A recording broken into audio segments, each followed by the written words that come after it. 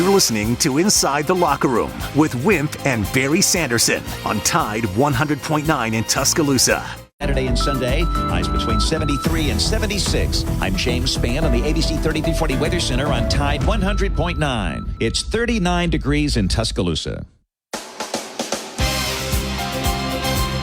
Inside the Locker Room with former Crimson Tide basketball coach Wimp Sanderson and his son, former SEC and ACC assistant basketball coach Barry Sanderson. It's time to take you inside the locker room on your home for Alabama sports. Tide 100.9 and streaming on the Tide 100.9 app.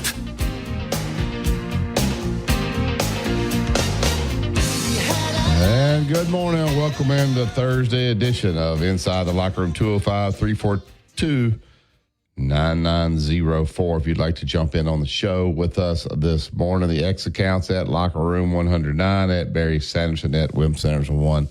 Email, if you want to email us about the show, Wimp and Barry at yahoo.com. Download the app, the Tide 100.9 app. You can send us that message throughout the show. We'll be happy to read those over the air and respond to those. So go to Tide 100.9 on the App Store and download that app right there to your smartphone. We want to thank Yellowwood, pressure-treated pine from Great Southern. If it doesn't have that yellow tag on it, then you certainly don't want it. Go to yellowwood.com to find a dealer closest to you. Want to build the 5-star backyard, the fence, the deck, the pergola. There's only one choice. And always remember, guys, if it doesn't have that yellow tag on it, you don't want it. Tonight, there are some football to watch. If you want to jump in your car and head over to New Orleans, the Big Easy, Bo Dix will be over there. The Broncos will take on the Saints. The Broncos currently 3-3. The Saints struggling a little bit there at 2-4. College football tonight. Let's see, that NFL game will be on Prime Video if you have that. Georgia State will take on Marshall. Game's on ESPN2 at 6 o'clock. And at 6:30, an ACC game, Boston College. Bill O'Brien will travel to Virginia Tech. The Hokies are a 7.5-point favorite in the game tonight. With that being said, good morning, Chase. Good morning, Dad. How are you guys this morning? We're doing okay. Big O hit a home run last night for Dodgers won 8-0. Western Kentucky 31-14 over Sam Houston. Western Kentucky's a team Alabama beat pretty handily when they had that quarterback that's transferred everywhere. UTEP 30-21 over FIU. The Yankees in Cleveland played today at 4:08 on TBS. Cleveland, short series like this, long one too. Pitching is big. They pretty much manhandled Cleveland in the two games, and home field advantage doesn't mean a whole lot in baseball, so don't look for it to go many games. Cleveland hadn't seen Cleveland that much. Their division wasn't as good as their record, so it'd be hard for my team to get where they want to get, I'm afraid. Dodgers and Mets at 7:08 on FS1. Broncos and Saints at 7:15. On Prime Video, which is hard for me to get. And Boston College and Virginia Tech play at 6:30 on ESPN. We've got I think, a very good show for you. JC, of course, is always good. And Russell Bivens probably will do the best job of anybody on any show talking about the University of Tennessee and their goods and bads. He's very, very good. Has a little bit of Alabama connection with me, and has been willing to come on the show at 8:15. So stay tuned for him. We have 14 teams that are playing. Ole Miss is off. Vanderbilt playing Ball State, I believe it is tonight. Not tonight, but so 14 of the 16 teams are playing conference games. Kansas and Alabama and Connecticut are voted the top three teams in collegiate basketball. A blue plate special, I fiddled with it, looked at it like the one that Barry. I did not look at Friday's night's thing, and that is a good score. That's 9.5. Still trying to decide which one I'm going to give you. But we'll try to give that at the end of the show. We welcome your questions and calls and whatever you wish to do to make the show keep going. We had a lot of good callers. We appreciate you tuning in, giving us your opinion on things. We'll visit with you anytime you want to call. That's all I got. All right. Obviously, big weekend as far as the SEC goes, and we'll see if it's an elimination weekend for some teams.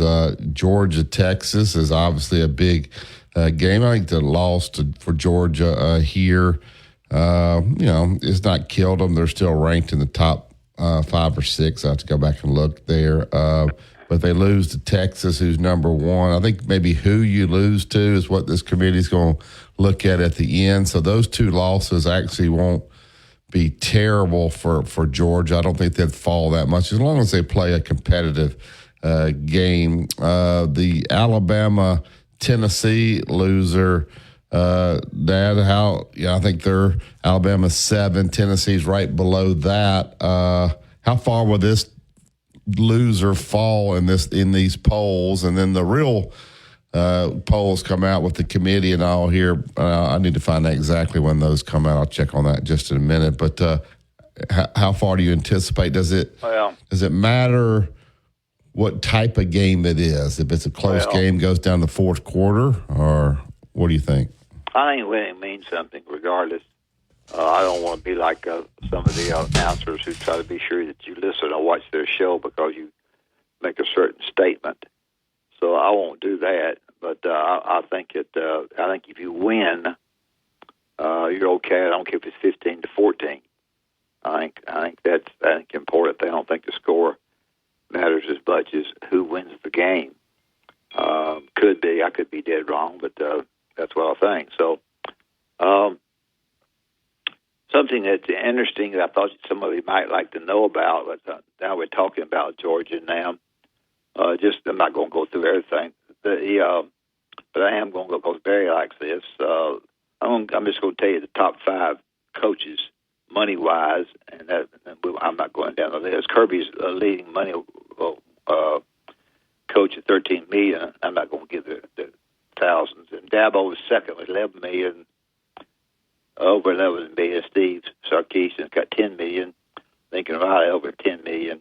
Ryan Day over $10 million. So, and Florida State coach over $10 million. So I won't go through all that, but I thought it was kind of interesting to see exactly who was making what.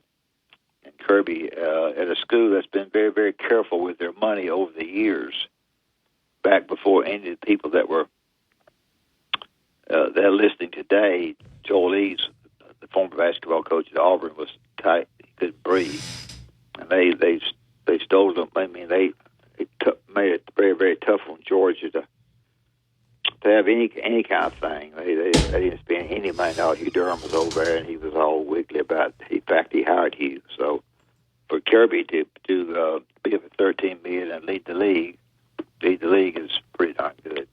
All right, so the first poll comes out November 5th. So what does Alabama have prior to that? Obviously, they have Tennessee, then they have Missouri. Then there's an open week, and they don't play LSU till the 9th. So they have 2 games now to impress this committee. I do think this first poll is sort of critical to not be, you need to be hovering around that 12, 15. You don't want to get to 20 or something like that. And there's so many teams to jump. So after November the 5th, every week there will be a poll come out. So the next 2 weeks, I think, is important for these teams to be impressive, to make sure they get a good ranking here initially out of the gate, and then they can hold on. If they get a really good ranking, then maybe one loss, another loss, they wouldn't fall too far. They could all keep knocking on the door there. So I think the next 2 weeks will be critical for a lot of these football teams as they start to kind of weed out who's in and who's out as far as college football. It'll be interesting to see these polls. There'll be a lot, when it was only 4, I don't think it was that interesting, to be quite honest with you. But when it gets to 12, I think when you try to look up there and see who's 8, 9, 10, 11, right around who's 13, who's 14, you kind of get a feeling for maybe what the committee there is thinking. All right, we'll take the break here. We got a phone call hold. We got a few lines open, 205-342-9904. As you looking to move, you got to make a local move out of town, out of state, or you just need to get ready for the holidays. You got stuff all up in the attic, and you need to get the stuff down and have some people help you there. If you want to move across town and moving across the state, or you're moving out of state, or you got people moving here, give them a call, 2-minute truck, 205-247-5050. They'll take great care of you and your move. Give them a call today, 205-247-5050. That is 2 men in a truck, movers who care. Here's what's trending on the Tuscaloosa thread. Good Thursday morning. At least 4 University of Alabama students have been arrested and charged criminally for allegedly participating in hazing other students earlier this year.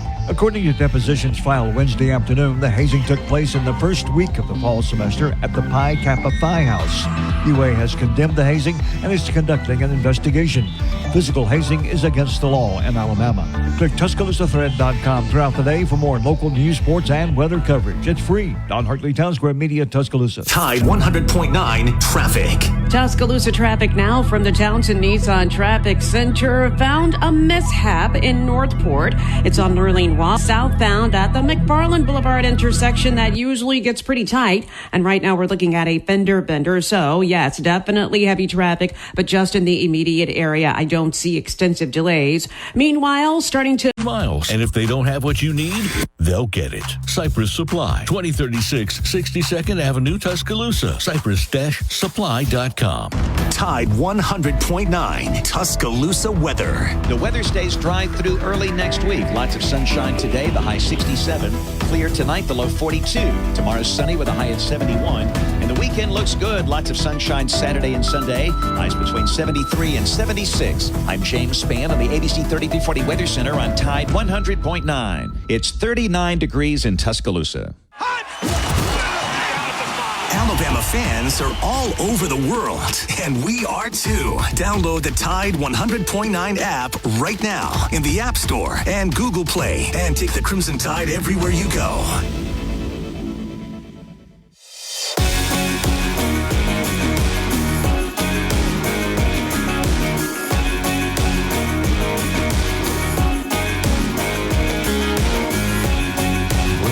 Yellowwood pressure treated pine from Great Southern. Always remember, guys, if it doesn't have the yellow tag on it, you don't want it. To the Yellowwood hotline.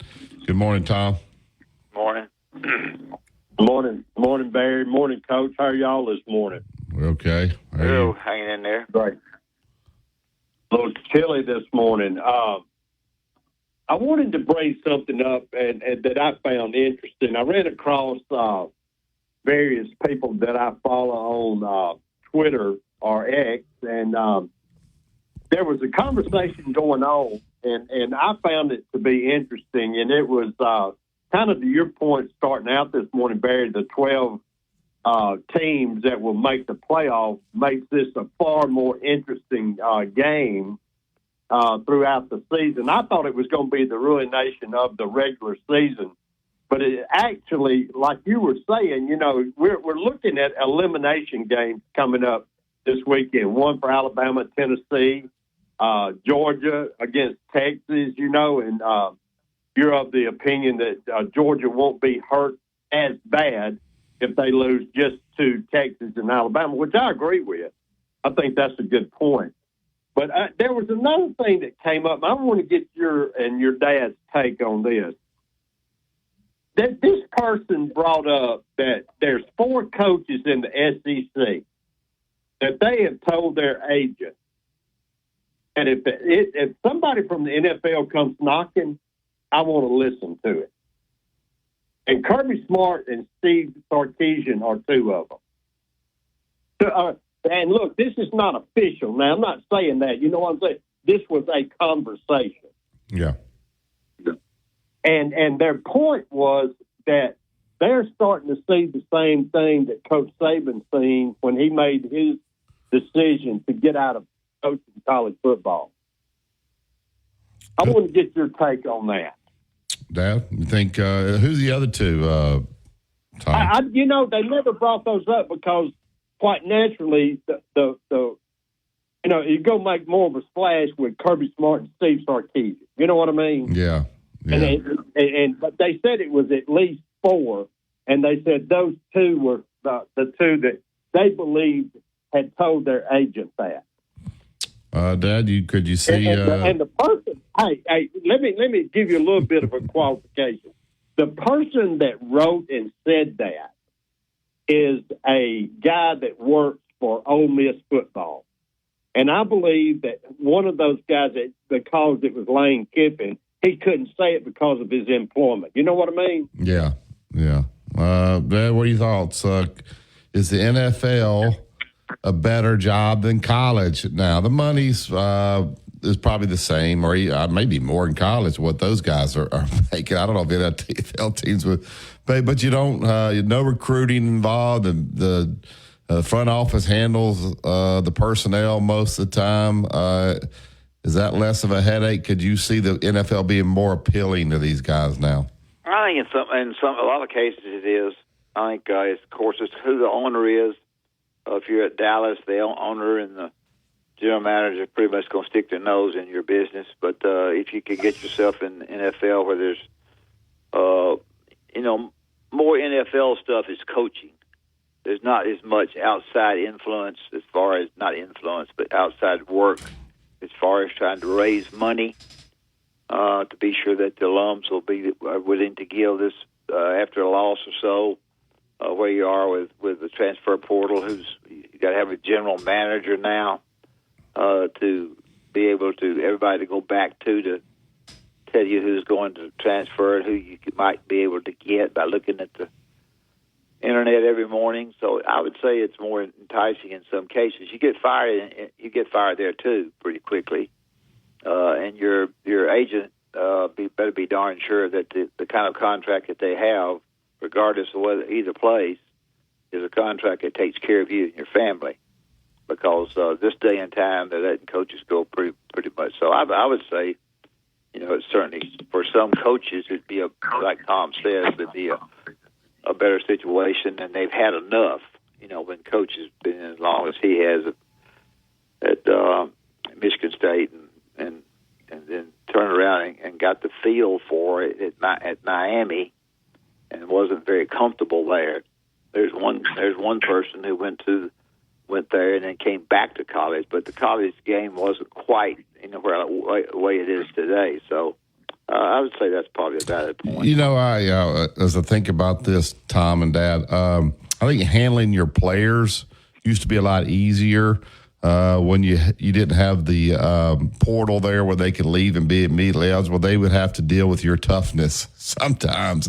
And I think maybe these guys, I don't know what Dabo is, but maybe these guys are, they don't like having to walk on eggshells. And maybe that's a little bit of a stretch that they're walking on eggshells. But I don't think they can coach them quite the same, and then they got to cater to them after the season, the elite guys, because they don't want to lose them, where in the past they didn't have to worry about that. And so, you talk about handling the players in the NFL, those guys a lot of times you see the guy at the New York Jets who just got fired, the players are making more than the coach, and so handling those guys sometimes what may be quite as easy, but I don't know which is easier now, having to cater to these guys after the season to try to keep them. That's got to be nauseating, right? Yeah, it's according to where you fall in the NFL. You may fall at a really good franchise. It's really good that we'd be finding a coach, I guess, but you got that there are college jobs that are impossible because of the athletic director and the problems, and they're pro jobs too. So it's the kind of job that you're looking at. What you're trying to do is big in this. Can you imagine, Tom, Nick Saban felt like he needed to suck up to some of these players after the season so they didn't transfer? That had to drive. Well, that's an interesting question because, I believe from his perspective, it would be that's not in their best interest to be that way. Yeah. He thought that his process, and I agree with it, his process was what would benefit them in the long run. Not only, in college, but if they desired to play at the next level, it benefited him. But ultimately, it benefited him in life because, he advocated getting a degree and working hard, getting in shape, staying in shape, eat right, sleep right. You know what I'm saying? You follow my point there? Mm-hmm. And then, here you are a head coach and an accomplished head coach, Kirby Smart, Steve Sarkisian, Coach Saban, and others. And you got this co-head coach is right beside you, and it's money. And nobody's got to like that situation. You know what I'm saying? It's money. Let's just face it. It's nothing else but money. And it's got an influence on the people that you're trying to provoke into doing good. Yeah, I think, and then having to figure out when there's no structure, you just pay these guys whatever. There's at least structure in the NFL. Those guys have a contract. Yeah, you know where you're dealing with. Yeah, exactly. Yeah. Those guys. And I think that's a lot of the lure there. You know exactly where everybody stands. It's written down on paper. Yeah, you know what I'm saying? Like Kirby Smart's got to deal with these guys. Now, let me ask you something about Coach Smart. I watched him Saturday, and he kind of like come unglued a little bit there, and the situation on the sideline. I'm saying, is that a result of the stress he's under with all this crap? You know what I mean? And he just kind of like let go.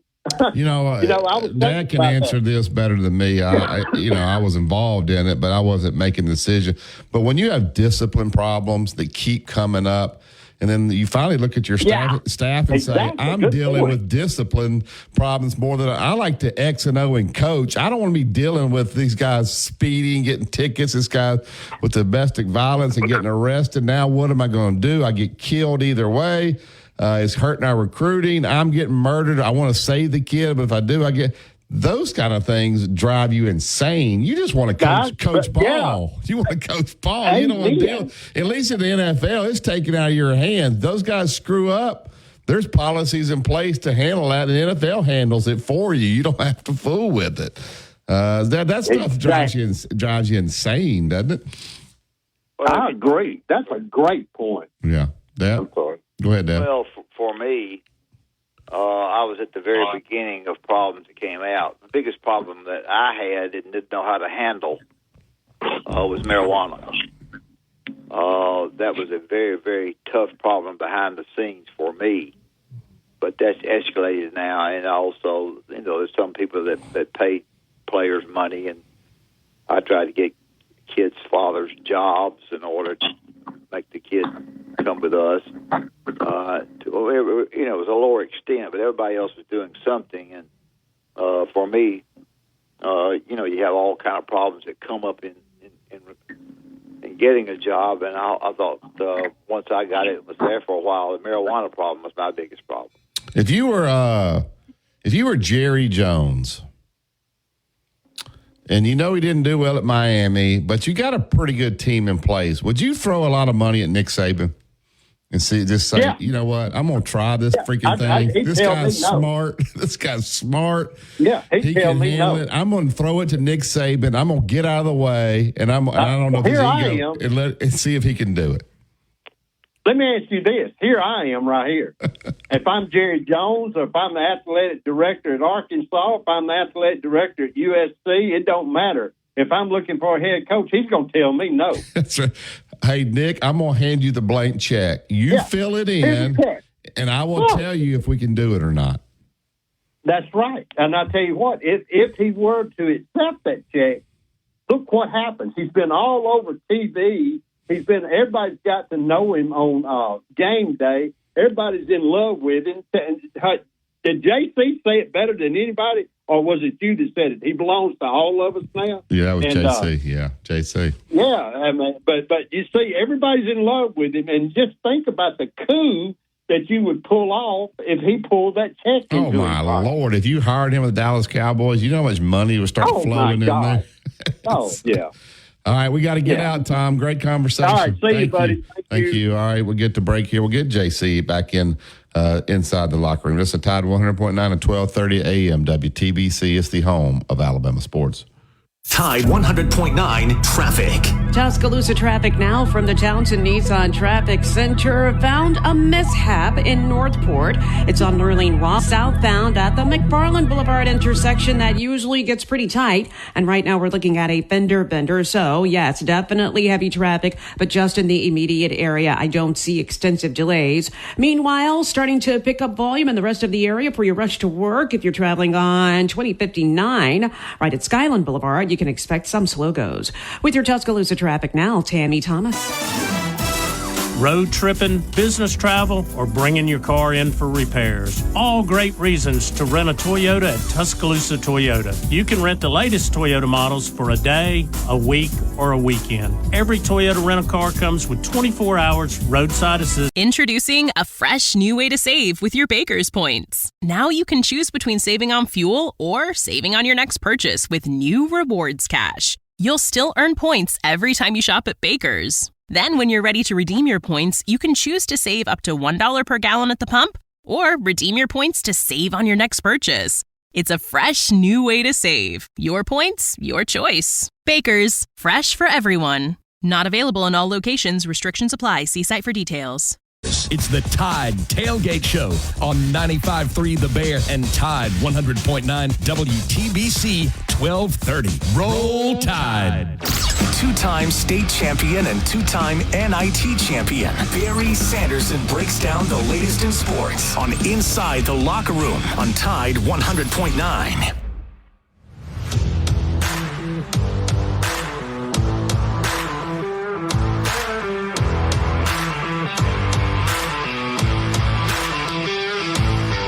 Welcome back to Inside the Locker Room. Yellowwood pressure treated pine from Great Southern. They're bringing us this 7 o'clock hour. Go to yellowwood.com to find the dealer closest to you. All right, get right to the Yellowwood hotline. He's with the big owner of thebigspur.com. He's got several podcasts that he does. SherbNation.com if you want to go look at his website there. We also always have him in on Thursday, JC Sherbert. Good morning, JC. How are you, my man? JC. Hey, how are y'all doing today? Well, we're doing okay. We've got two games that people seem to be interested in with the question of each game, which I don't have the answer to. The question for the Georgia-Texas game would be if Georgia were to lose, with the severity of the two losses, not severity, but how tough the two opponents were, would they be able to stay in the playoff if they continued to beat Tennessee at home and to beat Ole Miss, or even if you lose one of those? And the second question is the loser of the Tennessee game, regardless of the scores 14 to 15, is the loser of the Tennessee Alabama game pretty much out? I don't think they're out. I'd only give Alabama 2 losses and Tennessee 2 losses, but they'd have to win out. I think 3 is going to be tough. Now, look, if there are a bunch of 3-loss teams bundled in there together at the end, that makes it a little more likely. But I think that it's going to be kind of hard, I think, for a 3-loss to get in. I think you're kind of looking at 2 right now just because, some of the other leagues, and look, do I think this is right? If you're looking to get like the best teams, probably not. But with Clemson and Miami kind of on a collision course, if they both keep winning, I think just because of their brand, which stinks, but it is what it is, they'll both probably get in, or at least the media will be talking about how they should, which is bad because their schedule's dog doo-doo, but both of them. But, so that loser may knock a team that's 9-3 out or 10-2 out. Notre Dame keeps winning. They don't really have much of a, I think Southern Cal's probably the best team they've got left. They got a tricky one against Georgia Tech this weekend, but, that's another ACC schedule. So, the league has to fight against that and the old school way of thinking in college football, which I think is still prevalent on the committee, where it doesn't really, strength of schedules only mattered like once or twice, in their selections. They tend to give the bigger brands with the big numbers the bids, and I just don't see that changing because there's no computer or any other metrics. It's just a bunch of folks in a room. So I don't think Alabama or Tennessee will be out. I think Alabama in particular, if they get hot and win out, they got some games left on the schedule to win. And of course, if Tennessee wins at Georgia, I think they're fine. I don't think Georgia's out either with a loss at Texas, but boy, you can't lose Ole Miss or any of those other ones, Tennessee down the stretch. JC, I think South Carolina's a good football team, and they're 1-3. 3-3 in the league, but they're a team that's very difficult to play. They're fast on defense. What is it about programs that don't have the tradition like that? It's hard to even get over the hump. Hard to just win a game against a team like Alabama. Hard to keep it going season after season. What makes it so difficult for these teams to? They're good teams, and their fan base is probably, some of them are happy how they played at Alabama, some of them are frustrated. But getting over the hump for teams that don't have tradition like the Alabama, they'll just find a way to win, or they'll win at the end, and their fans are still mad because it was close. But getting over the hump is so difficult for some of these programs. It's hard. I mean, South Carolina's schedule, outside of Oklahoma, which I think got completely screwed, especially when you compare who they got compared to Texas. Their schedule's ridiculous, even if they were good. I think Oklahoma's schedule's ridiculous. But it is hard. I mean, even in this league, you'll see sometimes LSU will hang at 8-4, 7-5 up there in a down year. Auburn, of course, has been to the top and bottom. You can ask Ole Miss about it too. It's supposed to be their best team. They already have 2 losses. Yeah. And the reason is because they had a bad game against Kentucky, and then you got to go to Baton Rouge. And I don't think if Ole Miss and LSU play 10 times, LSU wins it more than 3 or 4. But you don't play it 10 times. And Ole Miss goes down there, and Nussmeier had a terrible game until the end. And in that venue, you sometimes just find a way to lose. Yeah. and it happens to your teams that aren't the Blue Bloods. More than it happens to the Blue Bloods. Sometimes you'll have a Tennessee that goes through the wilderness for a while, but then they still pull an upset every now and then at home. I've seen it in the Pac-12. Oregon had one of the best teams I've ever seen a few years back, and Kiffin had 60 scholarship players at Southern Cal. Well, Oregon went in there thinking they're going to win, but Southern Cal goes in there and beats them. I've seen Notre Dame do that to good teams over the years. It's just one of the mystique things about college football. In South Carolina's instance, though, outside of Oklahoma, the schedule was ridiculous. They've had 2 bad games. The opener and Ole Miss were bad on offense. They didn't give themselves a chance against Ole Miss, but other than that, their losses are to LSU and Alabama by 5 total points. Yeah. And one's on the road, and arguably should have won both. So that's progress. The issue is now with everybody good, you got to go turn around and play Oklahoma. I think South Carolina's better than Oklahoma, but it's out there where they rarely lose. You got trip to Vanderbilt later this year. That's not going to – that's crazy. Missouri, everybody's kind of down on them right now, but Carolina doesn't play them until a month. It is at home. A&M is at home, and everybody's up on them because of the Missouri game. So it's not going to be easy for a lot of teams, like it was sometimes with divisions.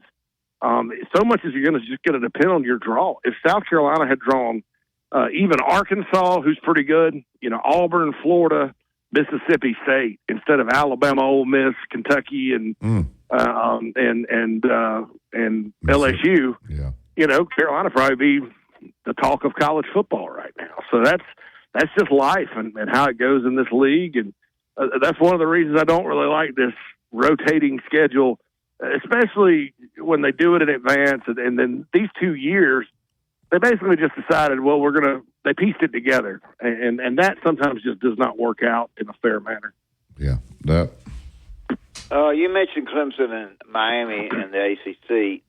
Mention to our listeners that you keep reading on the internet, there's 9 teams in the mix in the Big Ten. I don't even know who's in the Big Ten anymore. And then the Big 12. Mention teams you think maybe in both of those leagues that have a heck of a chance to get in those 12. Well, I think Ohio State is still firmly in the mix. I mean, they lost by 1 at Oregon. That surprised me. Oregon is in the catbird seat right now. Some people think they're the best team in college football. Not sure about that, but hey, they've taken care of business. So those two teams. Outside of that, you got an Illinois, Indiana. Are they going to be able to maintain? They're 6-0 under Kurt Cignetti. They're really good. Just Google me. Yeah, Google me. I know Kurt a little bit from back in the day. I'm happy for the guy. He got his shot, and it's not the best job in the world, but he's winning. And already bowl eligible at Indiana in his first year. That's big for that program, and they're in the hunt. So I don't think Michigan's going to make it. Illinois' got a good football team, but, losing, they lost to somebody a while back, almost blew it against Purdue. They've got a big one with Michigan this weekend. But I think a lot of these Big Ten teams are going to fall off. Southern Cal's already sitting on how many losses? 3, Michigan, Minnesota, and then Penn State. And then I did not mention Penn State. Penn State's got a really good football team this year. And you get the sense now that they don't have divisions in that league. That helps them because they don't have to play every year. They're the third best team in their division, but they're also the third best team in the league. Now you don't have to play and worry about that division, just getting the top 2. And the Nittany Lions keep finding a way to win when they don't play good. And then some games they play really well and are dominant. So, right now, if I had to pick 3 out of the Big Ten, I'd say Penn State, Ohio State, and Oregon would be safe bets. Okay. All right, let's talk Alabama, Tennessee. The last time Alabama went to Tennessee, it was not pretty. They ran up and down the field. They spread you out. Now people say, well, they didn't play good against Florida. Well, I think Tennessee will play well. I think Alabama will play well too. But how do you see this game, and what do you think happens here, JC? Alabama's got to get a little better on defense and not give up vertical pass plays to Tennessee because that's what they like to do. Now, Tennessee's been a struggling bunch on offense this year. They haven't lit up the scoreboard. Florida kind of slowed them down. Arkansas shut them down. Oklahoma, arguably, I know Josh Heupel kind of took the air out of the ball out there and just grinded them out. But, Alabama's got to get better defensively. And South Carolina's not what you call a juggernaut on offense. I think they got good players. They're just kind of putting it together, have a young quarterback, all that good stuff.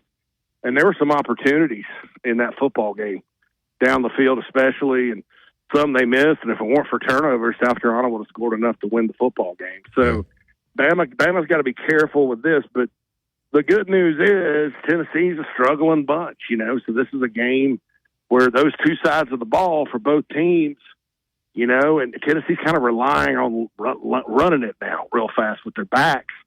So Bama needs to tackle well and all that good stuff. And then offensively, Tennessee's got a good front, a lot like South Carolina's, and they gave Alabama's offensive lines trouble. But I think that gives them a lot to work on this week. There's really good players on the offensive line at Alabama. So you got to give Milroe time. You got to let him do his thing. He's got to not make the mistakes they made last week. And I think they can win. It's a statement game either way, like you guys said, because if Tennessee wins, all of a sudden the Arkansas game, people forget. They're kind of back in the hunt because they beat Alabama, blah, blah, blah.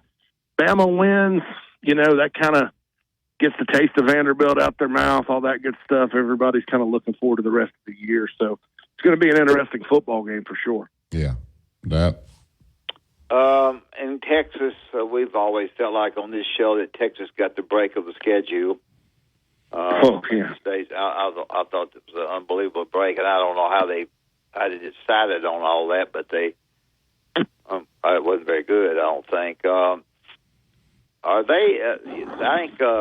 I think Georgia gets 5 points in that game. Is Texas at home? And Georgia, not maybe quite as good as they have been, have a shot at Texas? Well, the way this season's gone, I'd lean towards Georgia in this one, really? Just because, people are kind of counting them out and all that good stuff. But, Mississippi State gave both these teams some trouble. I mean, it wasn't like they went out to Austin and got blown out either. It's another one of those. are you too high and mighty games? I think it's good they got them coming off Oklahoma, too, because no matter what shape Oklahoma's in, that's a big game. Everybody, you have to win that one out of Texas. You know, this is a big one, too. They've been waiting on an awful long time, but so is Georgia. So I think Georgia's defense has to play better, you know, kind of like Alabama. I think the Texas defense against Georgia's passing game is what's going to decide it. You know, you got to force Carson Beck into some problems. You know, I think Georgia matches up pretty well on the perimeter and can score some points. It may be one of those high-scoring football games, kind of like Bama and Georgia, in my opinion. I don't know that either defense matches up all that great. We had a conversation before we got you on, JC, about some of these SEC coaches potentially jumping to the NFL. And I think these jobs have kind of changed. You know, the college job now with the portal and the NIL, it's probably frustrating. These coaches at the end of the year now, they got to figure out how they're going to keep the guys, the star guys that they want to keep. They got to figure out the money. The NFL is kind of cut and dry. Are these NFL jobs now better? I know these guys are making a lot of money in college. Are they better than these college jobs? And could you see guys like two guys that were mentioned were Kirby and Sark? Could you see those guys making the jump at any time? Well, I think with those jobs, it takes an owner to kind of – because college coaches, no matter how successful they are, guys, most of the great ones are given a chance. Very few succeed up there. Yeah. Pete Carroll's an outlier. You know, I think Coach Saban would have been a great NFL coach had he gotten Drew Brees down at Miami, but he didn't, and you saw what happened. You know, Spurrier struggled there. Petrino lasted less than a year. You know, even Cliff Kingsbury lasted as long as he did was a minor miracle. You know, then there's Jimmy Johnson, Barry Switzer, you know, that won. So it's kind of a mixed bag, and owners nowadays, they tend to go for the young coordinators that are in their 30s, that are in the league for some reason. So it's going to take a special owner. Now, what they do have is money. They can match the money, and you don't have the headaches. If you're a ball coach and you just really don't really care for the recruiting landscape and the rah-rah and all that, and all you want to do is work on ball, I mean, that's a pretty solid job. It used not to be because you didn't have time during the week to take off and all that, because they show up at the facility and it's all day. You know, they're working all day, meetings, run-throughs, practices.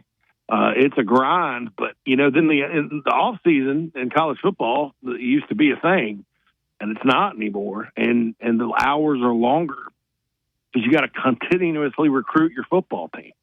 You know, in the NFL, you have more consequences. You can cut guys, you know. Now it's a tough deal for coaches. So I kind of predicted that would happen at some point. I don't know about Kirby and Sark specifically. I think Sark did well when he was calling plays for the Falcons. And, you know, Kirby, if he wants to scratch that itch, certainly I think would be a capable NFL head coach. But, you know, it just kind of depends on the person and personality and what, you know, how much they like the job now. And then it takes an owner to go say, hey, you want this.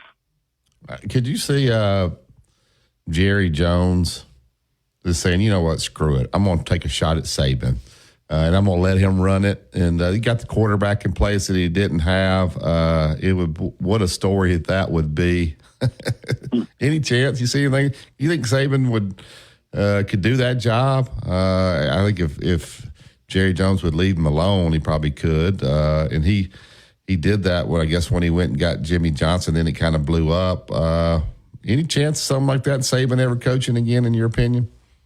I can't see it with the Cowboys or really anybody. I you know, in the NFL, I think, because, you know, Jerry Jones may say that, but is he really? I mean, if they start 3-3, do you think Jerry Jones is going to leave Nick Saban alone? He didn't leave Bill Parcells alone. So I would be surprised if Coach Saban would want that in his life. Now, you know, my general feeling with Coach Saban is he's pretty much likes being a TV star. Yeah. Now, and you know, he's got some there's kind of a side of him you didn't really see when he was coaching. I mean, I always listen to everything he says regardless because it's good for my life as it is for everybody else. But he's funny. He can perform a little bit, and, he's got some good takes, and he fits in. He's made game day a tremendous program again. So, and I think he's making some money. So I just don't know. I think I think it would be a strange conversation and a strange fit. Now, would he win a Super Bowl? Wouldn't put it past him, but I just doubt. I doubt that would happen. But I don't know who in the hell would work for Jerry Jones. I saw that. I don't think there's a more hands-on owner in football. He would have to convince Miss Terry. That's who he'd have to convince to get. Yeah, I almost said that, but I was like, I don't want to mention the guy's wife right now. It's true, though. It's true. Go ahead, Dad. It is the truth. JC, are we going next year to 14 teams? I imagine in 2026, I think everything's signed through 25. And that means the season not. Yeah. Well, maybe they would. The Big Ten and SEC are kind of running this thing. How's 14 going to work, though? Why not just go to 16, man? And just don't take. I mean, the buys are. I mean, why? I mean, some of these teams that get buys are going to be upset about it. I mean, like BYU, if they win the Big 12, they're going to not get a college football playoff home game in Provo. So how are their fans and season ticket holders going to feel about having to go to Tempe or Glendale, Arizona for a semi or quarterfinal game instead of playing a home game like, the second best team in the SEC will get to play? I think that's going to become a point of contention for fans and boosters eventually.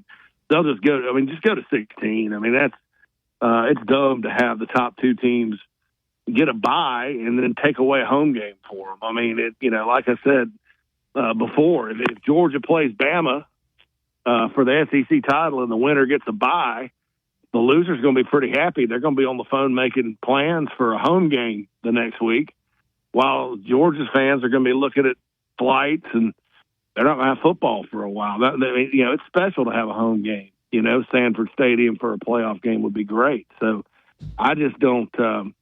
I think eventually you're going to 16. 14 doesn't really solve much, in my opinion. Just go to 16 and be done with it. Yeah, you look at these lines this weekend. Man, Auburn, Missouri's 4.5. South Carolina, Oklahoma, 1.5. Alabama, Tennessee, 3. Texas A&M, Mississippi State's a little bit high. LSU, Arkansas, 2.5. Georgia, Texas, 5. Kentucky, Florida, 1.5. Man, there's a lot of parity in college football now, isn't there, JC? Well, there's a lot of matchups where there's a lot of what ifs. Yeah. And the one that surprises me a little bit is Auburn and Missouri. I know Missouri got waxed at A&M, and I just don't. Looking at those two teams, I would think Missouri probably about a 7 or 8 point favorite, but who knows? Maybe they're just not very good, and Auburn's better than we thought. But Auburn certainly needs a win, and if they can win out there, that would be gigantic for that program and Hugh Freeze. But that surprised me. The rest of them, not really. Georgia, Texas, that may be a little high, 5 points. And then South Carolina's come from a 3.5 for Oklahoma down to 1.5. I think a lot of money's coming in on the Gamecocks there, and the matchups do favor Carolina in that one. And then that Kentucky-Florida game's awfully interesting because neither fan base is too fired up about their coach at the moment. Meanwhile, in Nashville, Vanderbilt gets Ball State, so that's another win for the Commodores. 25.5 point favorite. I give Vanderbilt a lot of credit after that Alabama. Sometimes when you play Alabama, that next week is difficult. They went up there and got it done at Kentucky, so that showed a lot of character. Is the coach of the year at Vanderbilt? I think he has to be. He made the best coaching move of the offseason by a mile. I mean, you don't mess with the kill zone, fellas. I mean, I'm telling you, the kill zone is something. I said it all summer. People with him, the quarterback and the offensive coordinator. quarterback OC and the kill zone, you can't. If you're Vanderbilt, why not? I mean, that triple option's an equalizer. And then if they can let these guys stick around a little bit, if Jerry stays and the coordinator stays, you got Will Muschamp's kid Witt in the wings. He's good. And then they've got a guy committed from up here in Chicago at Mount Carmel High School that's very similar to Diego Pavia. So if I'm Vanderbilt, I'm running that stuff, the option and all that. No doubt. I make people play me and get worried about me every single year. I think that's that's the smartest move any coach at Vanderbilt, including James Franklin, even though he won, has made in my lifetime. Those doctors that make all that money, they're going to start giving money. Yeah, I mean, graduate made doctors, yeah. Yeah, they'll start writing checks, and Vanderbilt, as long as that setup is there, is going to be a pain in everybody's backside. They were worried they didn't have enough people in the stadium to get the goalpost down, but they finally got it down. Yeah, I could never got in the water. It took it forever to get that thing down, but anyway, they're not real smart. When you're standing there on the field and they're pulling that thing and you're standing right where it's going to come down, you're not as smart as I think you are. That thing hits you in the head, it could kill you. Experience matters. He hadn't taken goalpost tearing down as one of his subjects. One of the classes there. The engineer. I think Budweiser and Jack Daniels and a lack of experience probably factored into that as well. Yeah. All right, JC, tell everybody where they can get you. All right, download the Chief Sports app. You can find all the content, JC and Morgan College Football Podcast. And I'm also right here every Thursday with Wimp and Barry, going on about 8 years now. So you can always catch me here on Thursdays. You're the man, JC. Thank you, sir. Thanks, JC. Thanks, fellas. Take care. There you go, JC. It is hard for those teams to get over the hump, to just the South Carolinas and even the Ole Misses. They talks about how great they are. I know some of the kids they got some wing nuts over there on their team too. When they're doing some wing nut stuff. Yeah. So Jason, sharpen your blade on your lawnmower because that third loss is coming. It's coming fast. He's so devastated about it. Maybe they'll win out, but I don't see it. Do you see it, Chase? 3 losses. Get that lawnmower already. Get that lawn. Sharpen the blade, baby. All right. We'll take this top of the hour break. We want to thank Yellowwood for making it all possible. Look forward to talking to Russell Biven. Russell knows the Tennessee Volunteers inside and out, and he's a Bama guy. So he'll give you a true read on what's going to happen up there this weekend. You listen to Tide 100.9 and 1230 AM WTBC. It's the home of Alabama sports.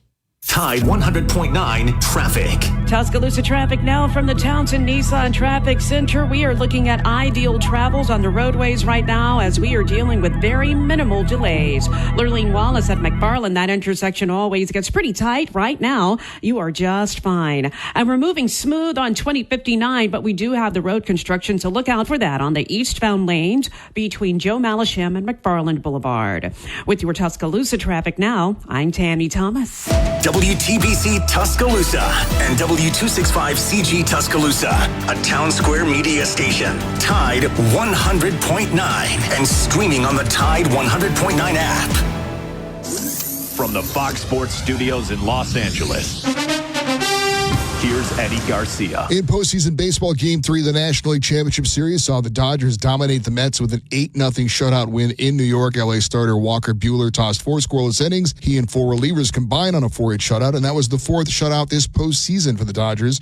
They also got home runs in this game from Shohei Ohtani, a 3-run blast. Max Muncy and Kike Hernandez also went deep. Dodgers lead the series 2-1. Game 4 tonight in New York. Game 3 of the American League Championship Series is tonight in Cleveland with the Guardians hosting the Yankees. New York leads that series 2-0. WNBA Finals, Game 3, Liberty over the Lynx, 80-77. Sabrina Ionescu hit a 3-pointer with 1 second left to win it for New York as they rallied down 15 points to get the win. Brianna Stewart led them in scoring with 30 points, pulled down 11 rebounds as New York takes a 2-1. And these changes within just a couple of days. Text SUPPORT to 511-511. These statements have not been evaluated by the FDA. This product is not intended to diagnose, treat, cure, or prevent any disease. Tax fees may apply. Inside the Locker Room with former Crimson Tide basketball coach Wimp Sanderson and his son, former SEC and ACC assistant basketball coach Barry Sanderson. It's time to take you inside the locker room on your home for Alabama sports. Tide 100.9 and streaming on the Tide 100.9 app.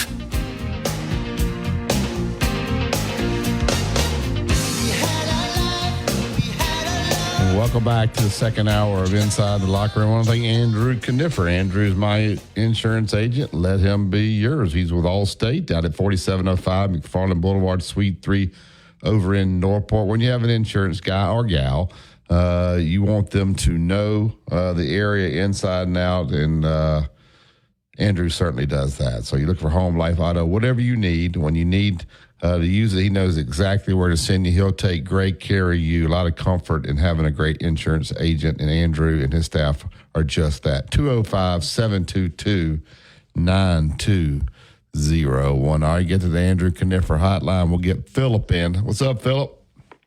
Good morning, y'all. Hey, Ryan Fowler had an interesting guest on yesterday about 5:30, and he was had some fascinating comments on what he thought the playoff picture would look like. And he said that, in his opinion, he thinks that at the end of the season, I guess right around the time of the conference championship games, that he thought there would be about 30-some-odd teams in contention. I kind of disagree. I think there's 30-some-odd teams right now in contention, but I believe at that time it's going to be more like 19 to 20 teams that are in contention. Now, if he's right, what that means is there's some teams that are currently have 2 losses that will suddenly find themselves back in the picture. But if that happens, it's going to be, you talk about people crying when they get left out. There's going to be some crying. Well, in 2 weeks, if I'm Pittsburgh, I'm sitting there 6-0. If I'm BYU, if I'm Indiana, I'm very anxious. Kansas State, these teams are not ranked very high, but with good records. Where are they going to put me in that initial poll? The AP's got Pittsburgh 20. Is that fair? It's 6-0 to have them 20. So they have all these 1 and 2 one loss teams for sure ahead of them, and there'll be some 2 loss teams after this weekend. So I think that initial poll is pretty big. So I think the next 2 weeks, teams need to turn it on and impress this committee. Because it's always, what have you done for me lately? And what happens here lately is going to... you do have to win. But Pittsburgh had a little bit of a letdown. They won by 2 points their last game. They did win. They still are undefeated. But also another thing, too, I'd like to point out, if you take the top 12 right now and forget Texas, Oregon, Penn State, and Ohio State, forget those guys. But if you look from number 5 to number 12, which would be Georgia, Miami, Alabama, LSU, Iowa State, Clemson, Tennessee, and Notre Dame, all of those teams have one thing in common. And at that time of the year, the 20th of December and the 21st of December, the weather's going to be cold as crap in those environs. So Miami, if they make it, and if they don't get into the top 4, they're probably they may have to go to a cold weather destination, which is not going to fare well for them. I would think they would have they're on the collision course with Clemson in the ACC championship game. Obviously, the winner's going to get the bye. The loser's probably going to be, depending on how they do, probably get a home game there in the first round. As long as they keep winning, if they can get to that, they get to that ACC championship undefeated, then they're set. If they got a home game or they got a bye, one or the other. That's right. It's very critical, but it's also a very critical factor in their success. I think they would have a hard time competing in December in a place like Pittsburgh or College Station or Baton Rouge. I think it'd be rough on them. But if they win, then the next game would be in probably a much friendlier environment as far as conditions go. Yeah. But it's a lot to be played. Fans have to move on now. It's a different day and age. Like I said, I did that quick math on our roster, on Alabama's roster, and there's 60-some-odd guys that won't be in Knoxville that were there 2 years ago.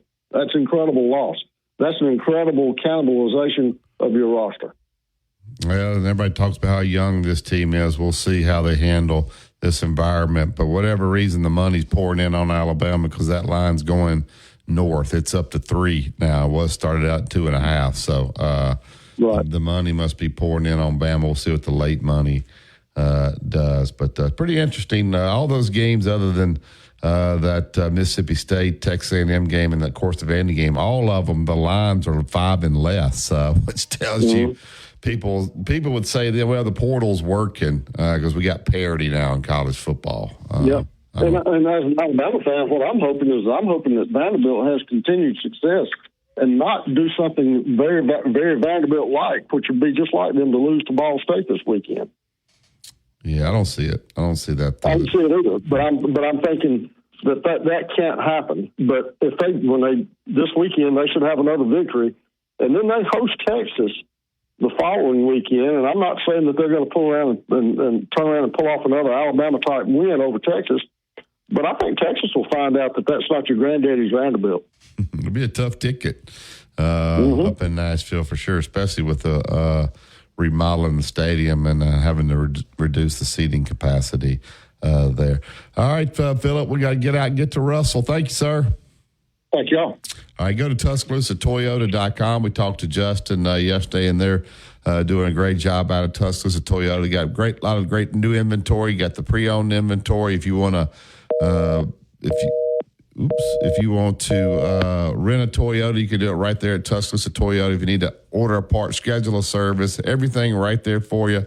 Or swing out to Skyland Boulevard, see Justin, see David, and tell them that Wimp and Barry sent you. Listen to Tide 100.9 and 1230 AM WTBC. It's the home of Alabama sports. Tide 100.9 traffic. Tuscaloosa traffic now from the Townsend Nissan Traffic Center. We went looking for trouble and found some on Skyland Boulevard northbound at Buttermilk Road. That accident has traffic a little thicker on the horizon. Otherwise, in the rest of the area, we definitely are starting to pump up the volume on McFarland Boulevard, both east and westbound lanes, and between Watermelon. By going to HIMS.com. So what are you waiting for? To start your free online visit and find ED treatment at up to 95% off brand name prices, go to hims.com/joy. From the University of Alabama, this is Crimson Tide Today. It's a daily update on Bama sports and it's brought to you by The Good Feet Store. The Good Feet Store is a proud supporter of the Alabama Crimson Tide. For over 25 years, The Good Feet Store has been helping people get back to the life they love without their feet getting in the way. Start your journey at goodfeet.com. Hello again, everybody. I'm Roger Hoover. On today's edition of Crimson Drive, driven by NASCAR, we'll be joined by Alabama tight end Josh Cuevas. Our offense is pretty aggressive, I'd say. So kind of seeing more of that, building off of what we've already shown, just kind of getting that game started fast, winning that kind of middle eight of the football game, and then like finishing strong as well. So anytime we can score, we're going to score, stuff like that. So we try and like take pride in all of our stat lines and kind of like reaching our team goals, our unit goals as an offense. So anything we can do to kind of like prepare ourselves to reach those goals throughout the week, we're going to do it. So, I mean, just hoping fans know that we're doing everything throughout the week to put ourselves in a successful spot. They should be confident in that. So I'll have more in a moment. This is Christian Miller for The Good Feet Store. I know from playing football at Alabama and in the NFL that if you have foot, knee, hip, or back pain, it can be a huge challenge. The Good Feet Store is designed to personally fit you with arch supports that alleviate and even eliminate your pain altogether. Try them before you buy them during your free, no obligation, personalized fitting, and you can wear them home the same day. So if you're looking to improve your game, The Good Feet Store has you covered. Stop in for a free, personalized fitting today. Roll to victory at goodfeet.com. That's goodfeet.com. Roll Tide. If you missed last night's edition of Hey Coach and the Kalen DeBoer Show, catch it on demand on the Alabama Insider Podcast, available on all podcast platforms. Crimson Tide Today is brought to you by The Good Feet Store. Crimson Tide Today is a production of the Crimson Tide Sports Network from Learfield. Mr. SEC Tournament Wimp Sanderson gives you his excellent analysis every weekday on Inside the Locker Room, right here on Tide 100.9.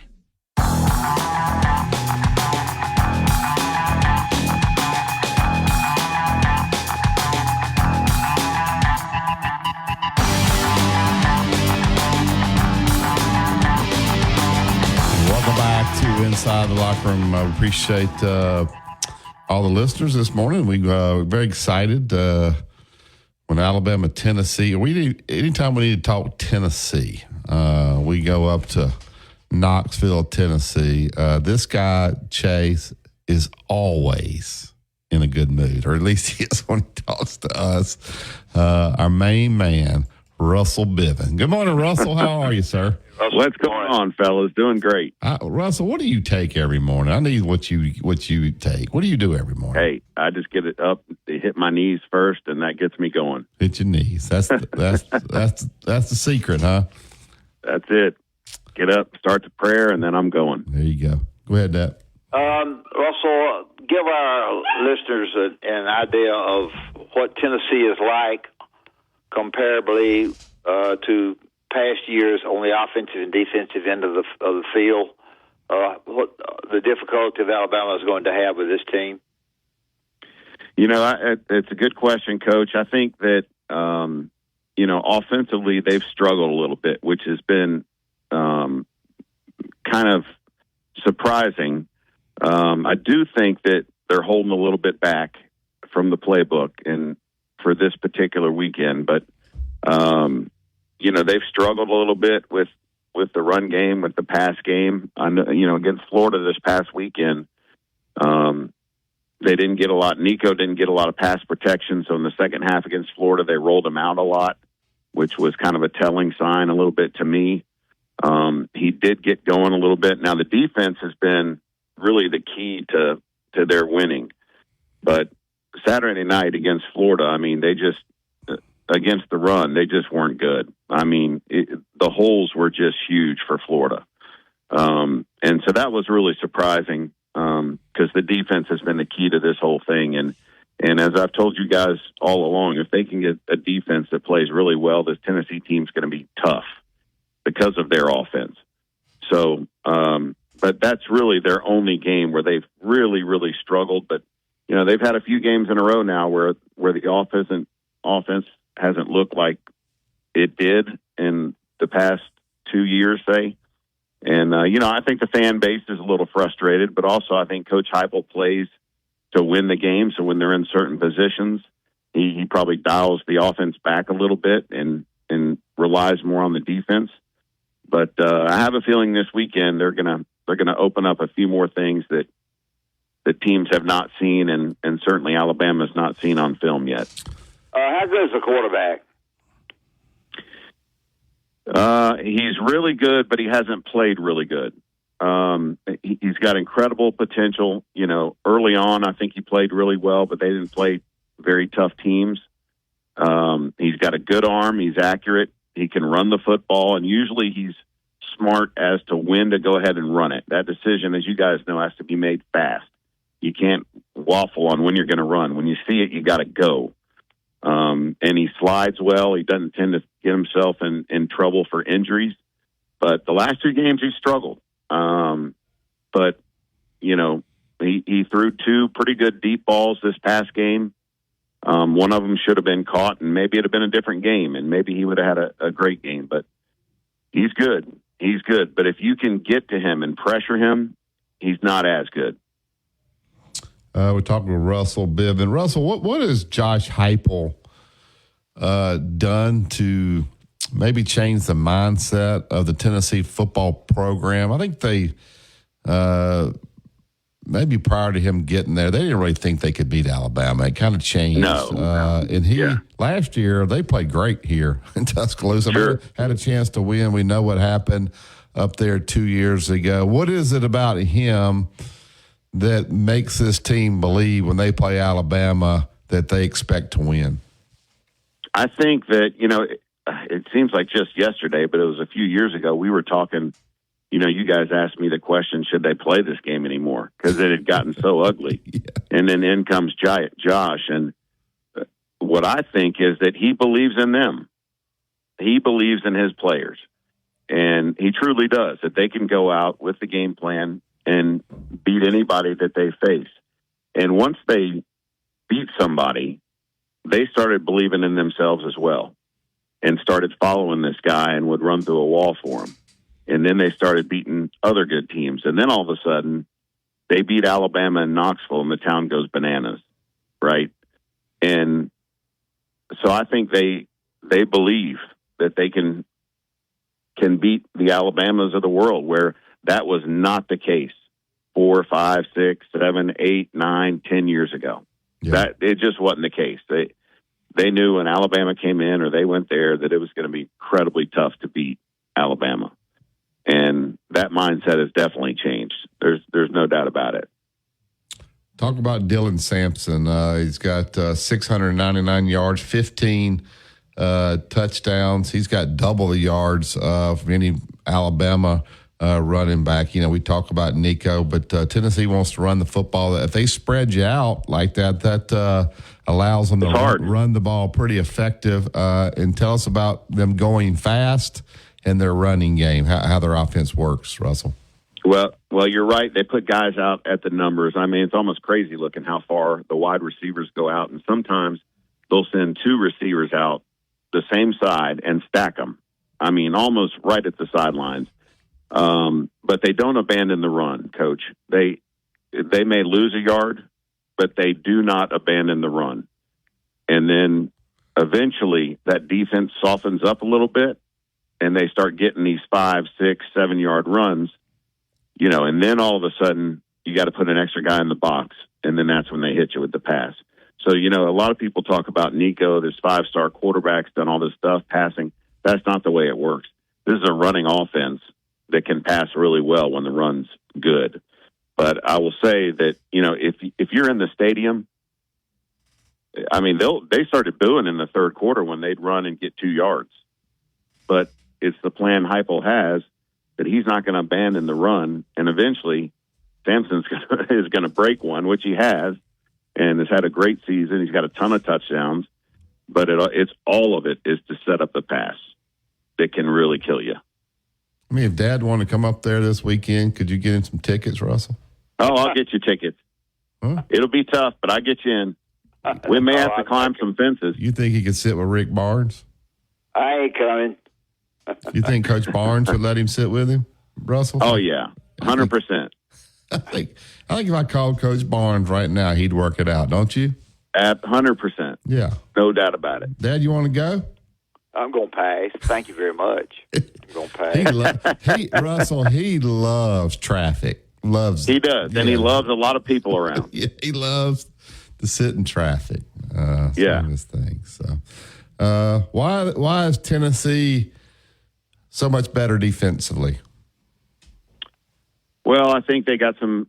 They kept, you know, their coordinator is, you know, they don't knee jerk. They've kept their coordinator, and they got some good transfers. Now, I will tell you that the starting linebacker and captain of the team, Keenan Peely, for the third straight year, has an ACL injury. Well, a season-ending injury. This year it's an ACL. He's in his 7th year of college football because of so many injuries, and it's been really emotional for not just him and the team, but really people in the community that were pulling for him. And on the second play of the Florida game, he tore his ACL. He's out for the year. So that's been tough. But they got good defensive players, a lot more talented defensive players. They're smart, and then they got depth.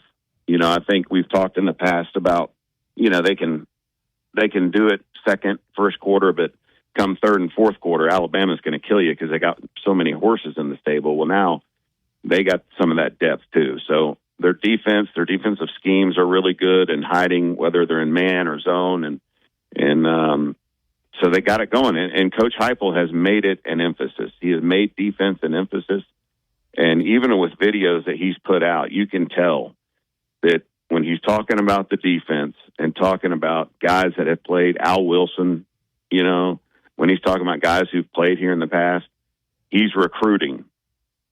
You know, all those videos that he's doing that gets everybody hyped up about our defense, what he's really doing is he is recruiting guys to come here to play defense because he realizes how important it is in the SEC. So I would say talent and sticking with coaches. You know, you switch coaches every year. How's a kid going to figure all that out? That's a mess. But our society is so quick if something doesn't work to change. They haven't. They've stuck to the plan. Guys understand the defense, and it's worked. They've played well. They don't give up a ton of points. They really don't. Yeah. Oh, I don't have anything else. Tennessee basketball is going to be good, I think, but not as good. Maybe, I don't know. I want to mention that before you hang up. Hey, Coach, I think they're going to be. Go ahead. Yeah, I actually think they're going to be better. Dalton was tremendous, obviously, but the guys they got have really upped this team. I think it's more of a team than it was last year. They had their first scrimmage yesterday since they were able to start practice, and and he is just rejuvenated. I mean, whether it's recruiting or having, he's just different.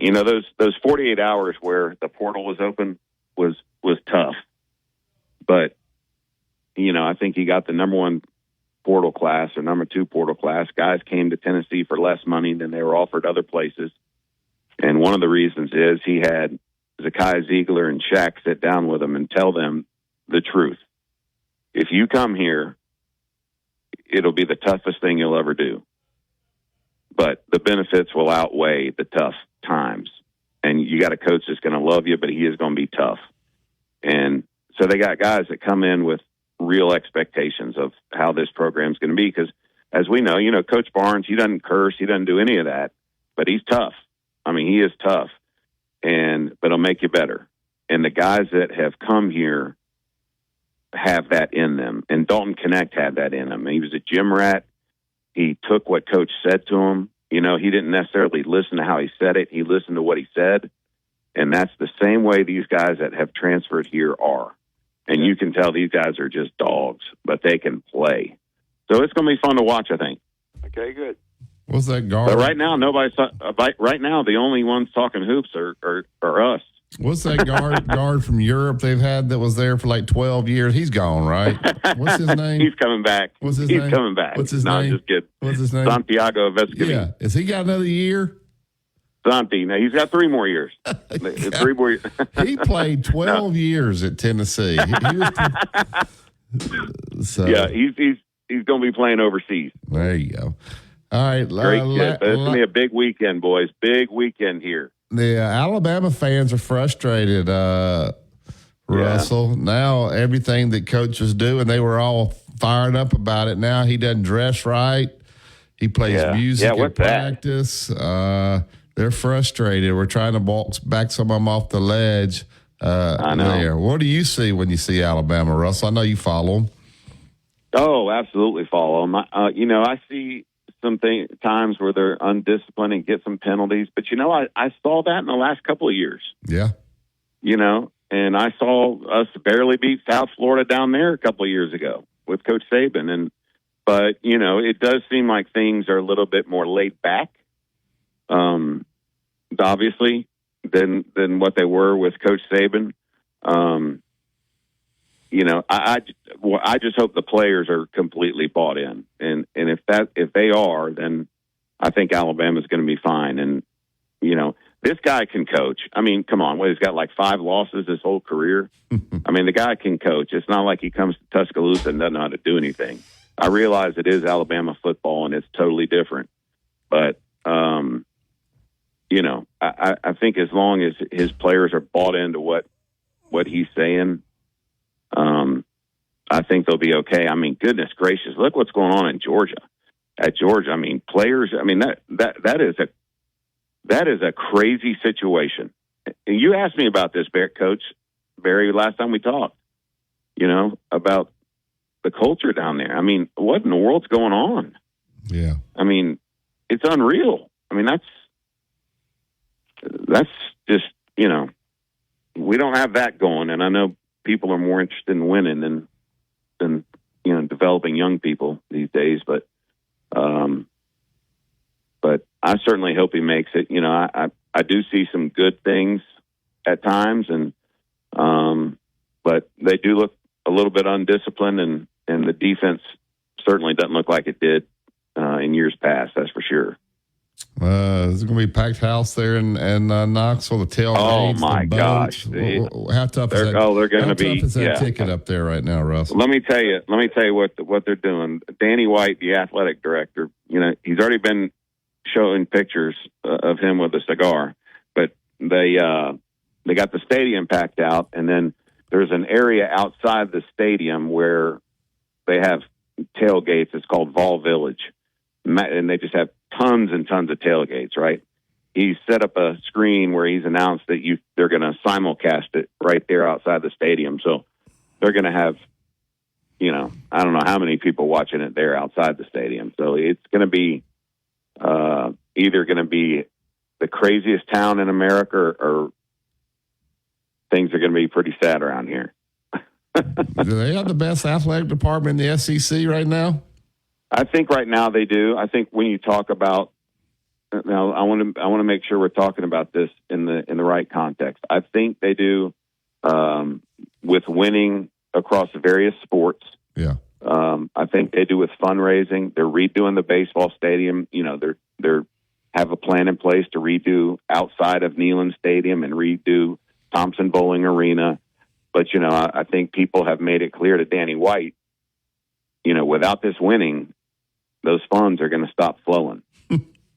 And so, it's a good problem to have, right? But right now, I think across the board, when you're talking about everything from, the new women's basketball coach is terrific. And then you talk about softball and you talk about baseball and all these other things that they're winning in. I can't remember a time since I've been here in 25 years where they've been winning this much in this many different sports. Yeah. Now, when Pat was here, they were winning championships. The baseball championship was huge. I think that put some pressure on Hypo a little bit, and the fact that Barnes is consistently, either winning the regular season or the tournament for the SEC is good. But I think folks are ready for Hypo to take the next step. You going to the game, Russell? I do not go to that particular game. What? I sit at my house and I watch it on television. Who are you pulling for, Russell? I think Alabama's going to win by 10. I didn't ask you. What, you don't want me to ask him that now? I said Alabama's going to win by 10. Is that who you're pulling for? I said Alabama's going to win by 10, right? That's what 10, really? Huh. That's what I think, yeah. Really?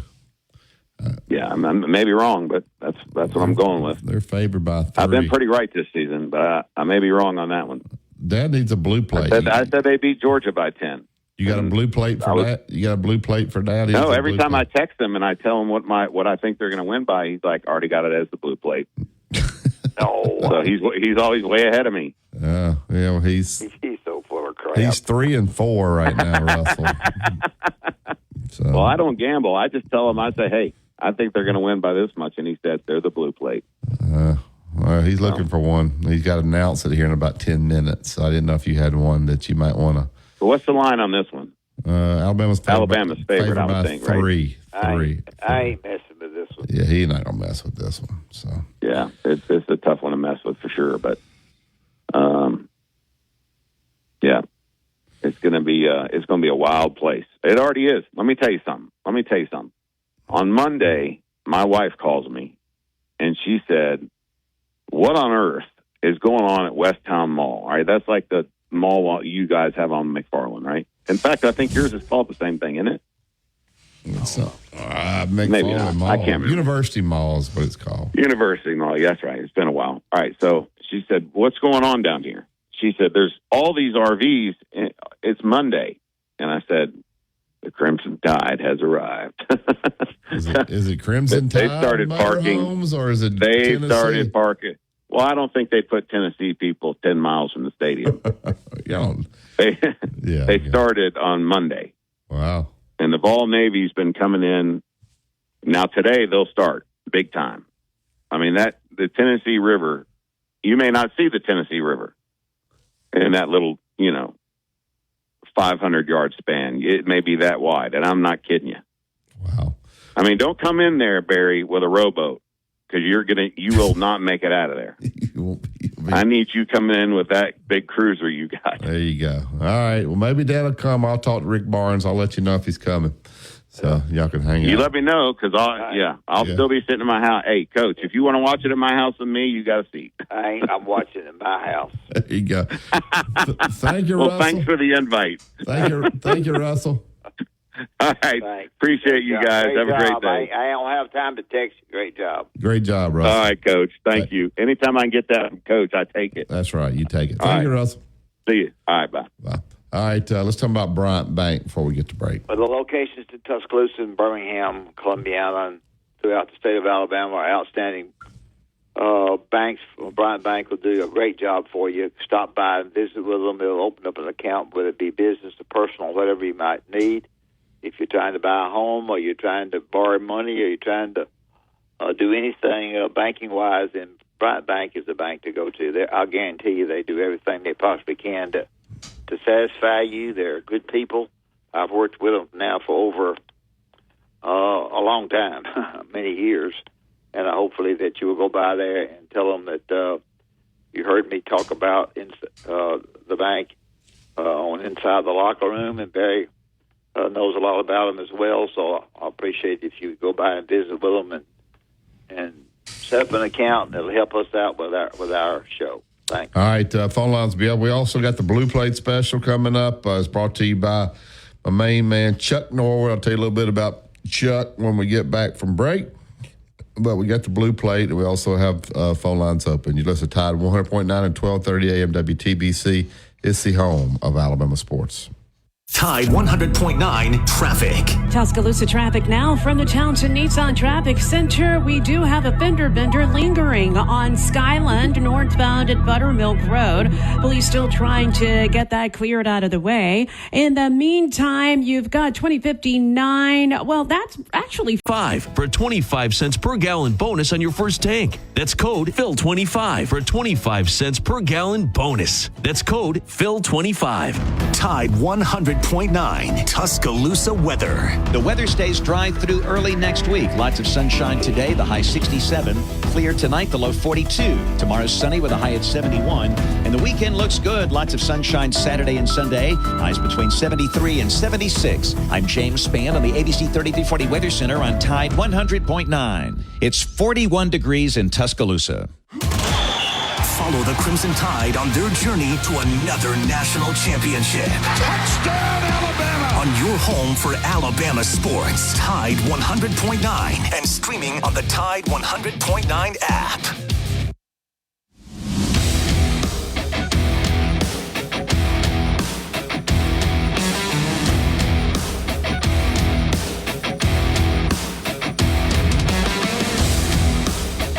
Welcome back to Inside the Locker Room. All right, Dad, you're on a hot streak here a little bit, so that's a good thing. And we are headed into this be week. You're 3 and 4, week 8 for you. Tell us where you're looking and where you ended up going. Well, I've looked at the two service academies real hard. I like Army and East Carolina a lot. I don't know. The lines jumped around a little bit. I'm not sure what it is, 15, 16, whatever it is. And also I like the game that you mentioned that I did not look at Fridays when I was trying to figure out things. I really like BYU, the 9.5 now against Oklahoma State. I really haven't known what to do. The 9.5, it almost seems too good to believe the way they're playing. If you study East Carolina and the service academies, the 15, 16, whatever it is, could be enough to cover. And so I struggle. I just struggle knowing which one to take. The Oklahoma State coach has been injured in the eye, but that doesn't mean anything. I don't guess. I didn't know if he was going to coach or not. At one point, I thought he wasn't. So I'm going to take Army, and it's probably a total mistake. I probably should go with what you said do, not said do, but what you like. And I'm probably going to be. And so if you don't like what I do by picking Army, or if you're a gambler and you want to do both of them, or leave both of them alone because of what I said. So I'm going to take Army and give the points to East Carolina. All right, yeah, so that line right now, actually a little bit, it's 16. Is what it currently is. So Army minus the 16 versus East Carolina. Our good friend John Gilbert, who's the athletic director over at East Carolina. I won't tell him that you're picking Army to cover against. Well, I think it probably is a wrong pick. But I mean, I wouldn't have picked it unless I thought it was the right pick. But it's a pick. I just think that when you look at BYU and the way they playing, I probably should have picked them. I thought the BYU game was almost too good, and I get scared of those too good games. It was so good that I'm just surprised it didn't go up but half a point over the night. So I don't know. I just can't believe it's 9.5 as good as BYU has played. Yet I didn't take them. So bite the bullet, go with me, or whatever you want to do. That's what I did. All right, so Army at home game will be on ESPN2, 11 o'clock. So you can watch that and flip back and forth between the Auburn, Missouri, and the East Carolina Army and see if we can get this record of 500. He and Doug Bell are a little bit of a hot streak there. Doug was 2 out of 3. Dad was 1 out of 1. So on the picks from here, there was 3 out of 4. And that Blue Plate Special is brought to you by our great friend Chuck Norwood. Chuck has been servicing Orange Beach Gulf Shores guys for 33 years. Looking to buy or sell down in that area, then Chuck is your guy. Great investment properties down there. Now's a great time to buy. The rates are a little bit lower now. You can give Chuck a call, 251-948-1212, or go to chucknorwood.com. All right, we'll take this last break, come back, we'll look at the other games, and then we'll wrap up the show and get out of here and make way for the Gary Harris Show. I think Gary's at the cigar joint today, isn't he? He's going to be selling some cigars this weekend, hopefully. It's the Tide 100.9 and 1230 AM WTBC. It's the home of Alabama sports. Go inside the Alabama Crimson Tide with the Gary Harris Show. Hey, it's Gary Harris. Thursday morning at 9 a.m. on the Gary Harris Show. I'll be coming to you live from R&R Cigars, the Cigar Mansion, downtown in Tuscaloosa. Getting ready for Alabama and Tennessee. The coach, Ella Johnson, will join us. D. Orlando Ledbetter with the Falcons Report. And also Chad Sears, Mark Sears' father, will be with us. Talk about a basketball camp coming up this weekend. Plus your phone calls and more. That's the Gary Harris Show. Thursday morning at 9 a.m. Catch the Gary Harris Show Monday through Friday, 9 to 11 a.m. on Tide 100.9 and Tide100.9.com. Tide 100.9 traffic. Tuscaloosa traffic now from the Townsend Nissan Traffic Center. We do have a fender bender lingering on Skyland northbound at Buttermilk Road. Police still trying to get that cleared out of the way. In the meantime, you've got 2059. Well, that's actually free flowing right now. Just vacation or drop out to help their family put food on the table. You can help change their future in a single moment. See how far your support can go at unbound.org. Road tripping, business travel, or bringing your car in for repairs. All great reasons to rent a Toyota at Tuscaloosa Toyota. You can rent the latest Toyota models for a day, a week, or a weekend. Every Toyota rental car comes with 24 hours roadside assistance. And Fridays at the Free, every Friday during football season with Tide 100.9 and Innisfree Irish Pub, located at 1925 University Boulevard, downtown. Inside the Locker Room with Wimp and Barry on your home for Alabama sports. Tide 100.9 and streaming on the Tide 100.9 app.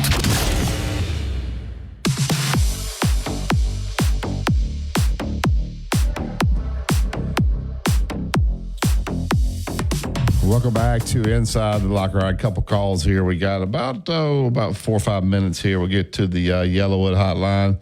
What's up, Abe? Hey, good morning, Coach. Good morning, Barry. How are you, buddy?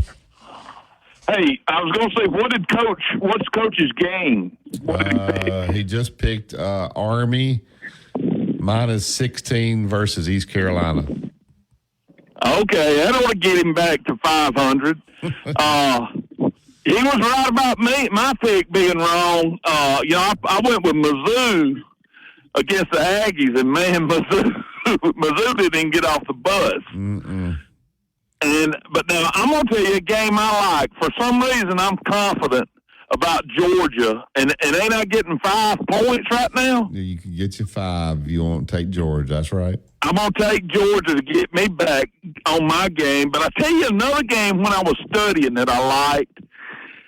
I like Louisville to what's the Louisville-Miami line? Miami's a 4.5-point favorite in that game. Okay. Now, the only problem I had with that pick is Miami's had a week off. But if you look at their games, man, they've been winning like 38-39. You know, their defense is sloppy. But I'm going to tell y'all something. Alabama, and I don't pick Alabama games, because they're close to my heart. But I'm confident about Alabama. I just wish our O-line and D-line would show up. We got a great quarterback here with Milroe, but we don't protect him. I mean, that South Carolina guy, he was just running right around our guy like he was sitting still. And I was wanting to ask you guys, have we played anybody this year that you thought the other team had a better quarterback than ours? I don't think we have. I'm trying to think who we played. No, not well. I thought maybe Carson Beck would be, but obviously Jalen Milroe outplayed him big time that game. Yeah, that little bit of ability to run help get us well there. But no doubt. Thank you, Barry. All right, Abe, we'll be looking at it. So Abe's saying take Miami at Louisville. All right, get back to the Yellowwood hotline. What's up, Digger? Hey, Digger. Yeah. I love it when Abe assumes the role of the captain obvious. Offensive line, defensive line. Oh, come on. Obviously. Real quick. Them running backs need to show up, too. Digger, the running backs haven't been great either. Right. Real quick, Wham, how you want to play this? Okay, it was Pick'em on Sunday, Texas and Georgia. And then it bumped up to 3.5 because the Sharks jumped in 90% on Texas. And now the betting public jumped it to 5, which is dangerous territory. But now I'm hearing that there's a second wind of Sharks coming in, and it's going to push it to 7. 7? Can you imagine that? 7? Yeah. How are you going to play that? I don't know. It's a booger bear play. I don't know. That's the reason I jumped away from all that. If you like Georgia, just wait. According to you, it's going to go up. You're going to get more points. Exactly my point. So I bet you the Sharks are coming back in. If it gets to 7, they're going to go Georgia way and hedge against what they bet. Yeah. Because it was an easy pick at Pick'em, right? Well, I don't know about It's easy. an easy pick for the Sharks at Pick'em. Yeah. Especially when it's a home game for Texas. But real quick, I just want to let you know that CDC has called the FAA and told us to stop flying helicopters around practice time and also during the game. They had a big anticipation there was going to be like 20 helicopters circling around the stadium during game time just for a view. I was like, what? Are you kidding me? Is that not against the law? This is such a big production. With F1, this game, tickets are going for $2,500 between the 40s if you want to go get one. $700 in the upper deck. Unbelievable. According to Tom, Sark's going to NFL. Hey, think about this. Okay? You go to the NFL, you lose control of the players. It's all unionized. We lost control of the players now with this NIL, the good ones. They have all the power. Buddy, he's got them wrapped around his finger right now, like you said, only because they're winning, right? Mm-hmm. Think about it. They all want to come there. We got 55 recruits coming in, and all of them are 4 stars and 5 stars. What does that tell you? And a couple of them from Georgia. So it's very interesting. Yeah. There you go. Thank you, Digger. Play the hit. Thank you, Bye. sir. All right, Digger. He says, all right, that's it for today's show. We'll get out of here and make way for the Gary Harris Show. Tomorrow, Garth Glissman will join us at 7:30. Garth, Associate Commissioner for the SEC, has been big on these injury reports. We'll find out how that's working. A lot of talk about if a guy gets injured, he should have to sit out so many plays. Somebody was saying it should be a 5-yard penalty. Guys, you can't do that. People be, hurt and not even telling you because they don't want to get a penalty and get hurt worse. So you just have to roll with it. You listen to Tide 100.9 and 12:30 a.m. WTBC. It's the home of Alabama sports. Have a great day, everybody.